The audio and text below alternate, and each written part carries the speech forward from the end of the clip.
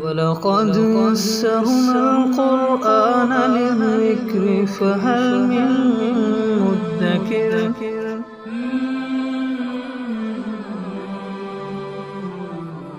سورۃ البقرہ آیت نمبر 236۔ اعوذ باللہ من الشیطان الرجیم، بسم اللہ الرحمن الرحیم۔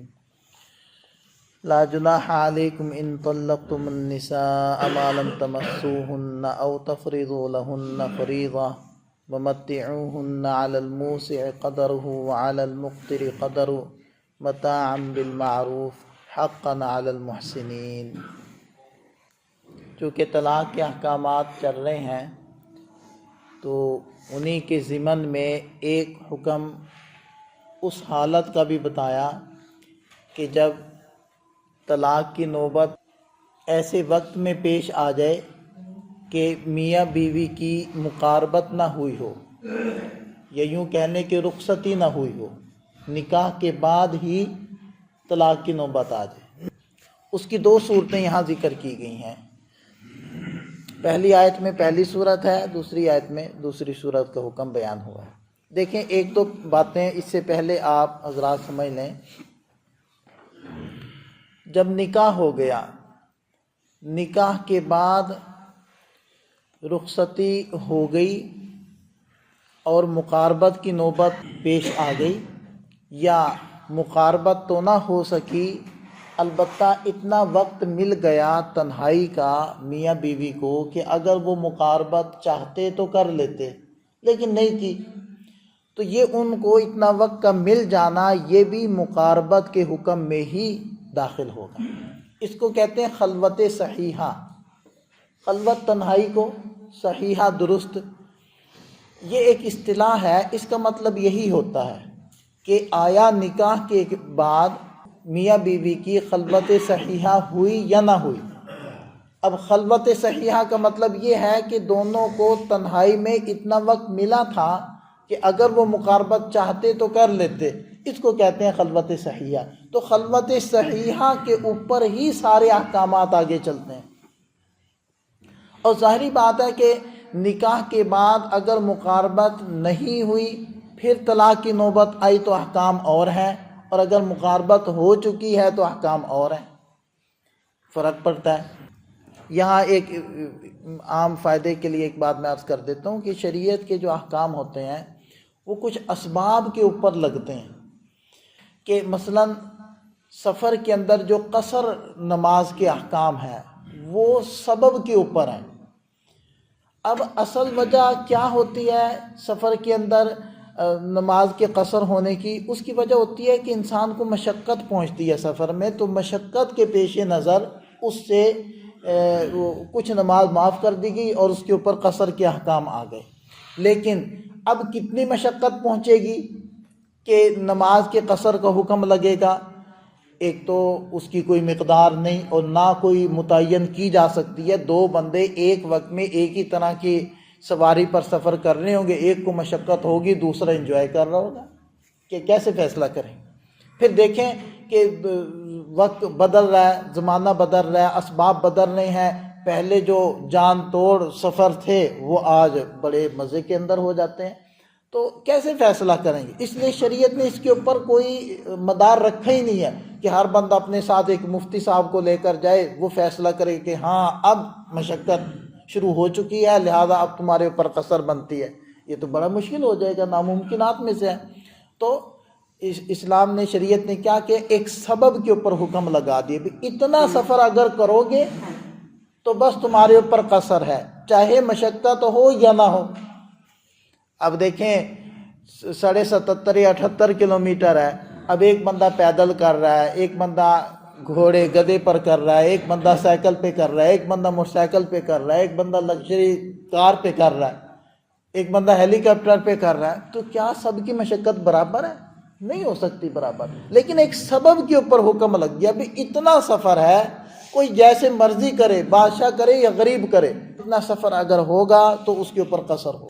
تو یہی اسی طرح کی اب آپ بات اگر اس طرف بھی نکاح کے اندر بھی سمجھیں کہ خلوت صحیحہ، اب اس کا فیصلہ کون کرے گا کہ جی ہوئی مجامعات، مقاربت ہوئی یا نہیں ہوئی؟ بس خلوت صحیحہ کو معیار بنا دیا، بھی اتنا وقت تنہائی کا ملا ہے میاں بیوی کو اکٹھا ہونے کا ایک کمرے میں علیحدگی میں کہ وہ ملنا چاہتے تو مل سکتے، اگر وقت ملا ہے تو بس ان کے اوپر حکم لگ جائے گا، اور مقاربت کے بعد کے جو احکامات ہیں وہ خلوت صحیحہ سے ہی لگنے شروع ہو جائیں گے۔ اب بات واضح ہوگی جی۔ اب دیکھیں جی، دوسری بات نکاح کے معاملے میں جو رکن ہوتے ہیں نکاح کے، جس کے بغیر نکاح نہیں ہوتا، ان میں سے ایک تو ہوتا ہے ایجاب و قبول، یعنی ظاہری بات ہے وہ لڑکی اور لڑکا جو نکاح کر رہے ہیں وہ آپس میں ایجاب و قبول تو کریں نا۔ ایجاب جو پہلے نمبر پر کرتا ہے، اقدام کرتا ہے، وہ ایجاب ہوتا ہے، جو دوسرے نمبر پر اس کو قبول کرتا ہے، ایکسیپٹ کرتا ہے، وہ قبول ہو جاتا ہے۔ اب اگر لڑکی کی طرف سے نکاح کا پیغام آئے اور لڑکا اس کو قبول کرے تو وہ ایجاب لڑکی کی طرف سے ہو گیا، قبول لڑکے کی طرف سے ہو گیا۔ اور اگر لڑکے کی طرف سے پیغام نکاح جائے لڑکی کو تو پھر لڑکے کی طرف سے ایجاب ہو گیا اور لڑکی کی طرف سے قبول ہو گیا۔ جیسے ہم ڈیل کرتے ہیں، آپ نے کہا کہ میں اتنے کی لوں گا، میں نے کہا چلے ٹھیک ہے، تو آپ کی طرف سے ایجاب ہوا، میری طرف سے قبول۔ میں کہتا ہوں اتنے کی دوں گا، آپ نے کہا چلیں ٹھیک ہے، تو میری طرف سے ایجاب ہوا، آپ کی طرف سے قبول ہے، ٹھیک ہے جی۔ یہ ایجاب و قبول ایک یہ رکن لازمی ہے۔ دوسرے دو گواہ رکن لازمی ہے۔ مہر ایسا رکن نہیں ہے کہ اگر اس کو مقرر نہیں کرو گے تو نکاح نہیں ہوگا، لیکن مہر ہوتا ضرور ہے۔ اگر مقرر کر لو ٹھیک ہے، اگر مقرر نہیں کرتے تو پھر مہر مثلی خود بخود ہی لازم ہو جاتا ہے۔ مہر مثلی سے مراد ہوتا ہے کہ اس کے خاندان میں لڑکیوں کا کتنا مہر رکھا گیا ہے یا رکھا جاتا ہے، تو بس وہ مہر مثلی کہلاتا ہے۔ حتیٰ کہ اگر نکاح کرتے ہوئے یہ بات بھی طے کر لیں کہ مہر نہیں دیں گے، پھر بھی مہر مثلی خود بخود ہی طے ہو جائے گا اور وہ دینا پڑے گا۔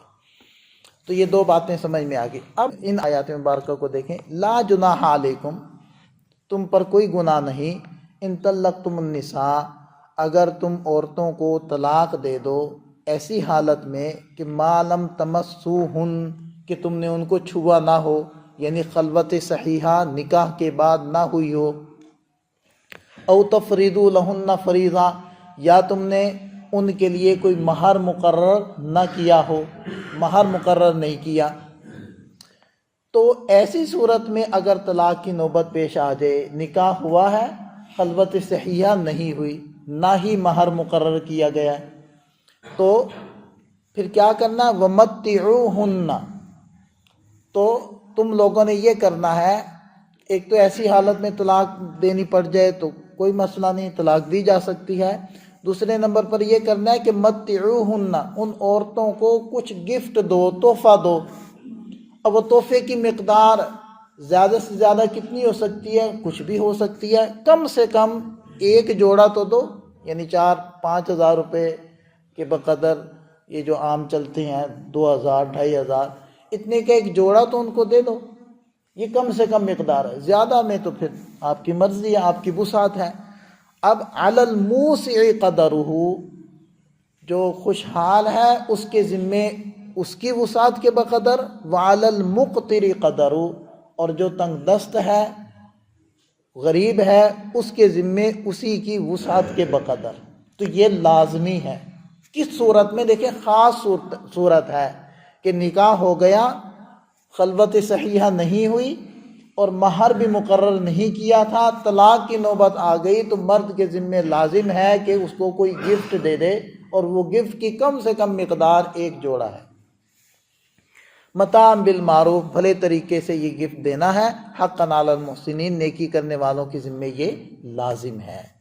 اگلا حکم، وَإِن طَلَّقْتُمُوهُنَّ مِن قَبْلِ أَن تَمَسُّوهُنَّ، اگر تم ان عورتوں کو طلاق دو ان کو چھونے سے پہلے، یعنی خلوت صحیحہ سے پہلے، وَقَدْ فَرَضْتُمْ لَهُنَّ فَرِيضَةً، اس حالت میں کہ تم ان کے لیے کوئی مہر مقرر کر چکے تھے۔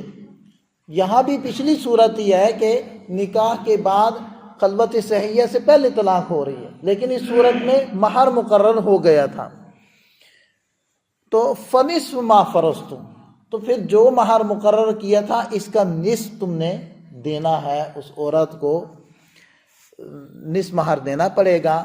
البتہ اب آگے دیکھیں قرآن کی خوبصورتی، إِلَّا أَن يَعْفُونَ أَوْ يَعْفُوَ الَّذِي بِيَدِهِ عُقْدَةُ النِّكَاحِ، مگر یہ کہ وہ عورتیں معاف کر دیں، عورتیں مہر کو، وہ جو آدھا مہر ان کا حق بن رہا تھا وہ معاف کر دیں، وہ کہیں کہ جی ہم نے نہیں لینا۔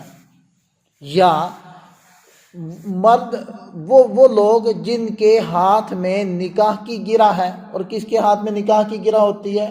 خاوند، مرد، یا وہ معاف کر دیں۔ وہ کیسے معاف کریں گے؟ وہ ایسے معاف کریں گے کہ عربوں کے ہاں رواج تھا کہ وہ نکاح ہوتے ہی پورا مہر دے دیا کرتے تھے۔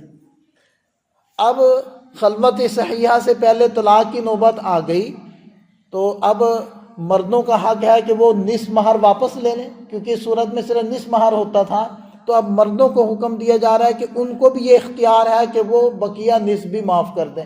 آدھا تو عورتوں کا حق بنتا ہی تھا، لیکن بقیہ نصف بھی نہ لیں، یہ بھی ان کو اختیار ہے۔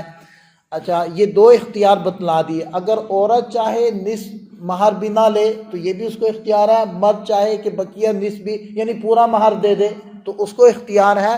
اگلی بات دیکھیں، وَأَن تَعْفُوا أَقْرَبُ لِلتَّقْوَىٰ، اور یہ کہ تم معاف کرو یہ تقوی کے زیادہ قریب ہے۔ اب دیکھیں ترغیب ہوگی، پیچھے حکم بھی بیان کر دیا اور آگے گنجائش دے کر پھر اس گنجائش کی فضیلت بھی بیان کر دی کہ عورت کو چاہیے کہ وہ معاف کرے، یہ بہتر ہے۔ مرد نے اگر مہر دے دیا ہے تو اس کو چاہیے کہ وہ اب واپس نہ لے، یہ بہتر طریقہ ہے، سارے مہر اس کو دے دے، یہ افضل طریقہ ہے۔ وَلَا تَنْسَوُا الْفَضْلَ بَيْنَكُمْ، اور تم آپس میں فضل کو، آپس میں وسعت کو مت بھولو، کہ دیکھیں کہ یہ وسعت کا ہی تقاضا ہے نا کہ عورت کو حکم ہو رہا ہے کہ تم اگر معاف کر دو تو بہتر ہے، مرد نے اگر پورا مہر دے دیا ہے تو وہ وسعت قلبی کا مظاہرہ کرتے ہوئے وہ معاف کر دے تو یہ بہتر ہے۔ تو یہ بہتر ہے، تم اس کو آپس میں مت بھولو۔ ان اللہ بما تعملون بصیر، جو کچھ تم کر رہے ہو اللہ تعالیٰ اس کو خوب دیکھتے ہیں۔ تو دیکھیں کہ احکامات بھی بیان کر دیے، اس میں گنجائش بھی بیان کر دی، اور اس میں افضل یعنی عظیمت والا درجہ بھی بیان کر دیا۔ یہ رخصت اور عظیمت تو آپ حضرات سمجھتے ہیں نا، ایک ہوتی ہے رخصت، ایک ہوتی ہے عظیمت۔ رخصت کا مطلب ہے گنجائش کہاں تک ہے، یہ تو ہو گئی جیسے سفر ہے، سفر کے اندر مریض کے لیے رخصت ہے کہ وہ روزہ نہ رکھے، اس کو کہتے ہیں رخصت۔ ایک ہوتی ہے عظیمت، عظیمت کا مطلب ہوتا ہے کہ اللہ تعالیٰ کے ہاں پسندیدہ بات کیا ہے، زیادہ اللہ کو کیا محبوب ہے۔ تو وہ عظیمت یہ ہے کہ اگرچہ سفر ہے اور آپ کے لیے گنجائش ہے کہ آپ روزہ نہ رکھیں، لیکن عظیمت یہ ہے کہ رکھ لیں۔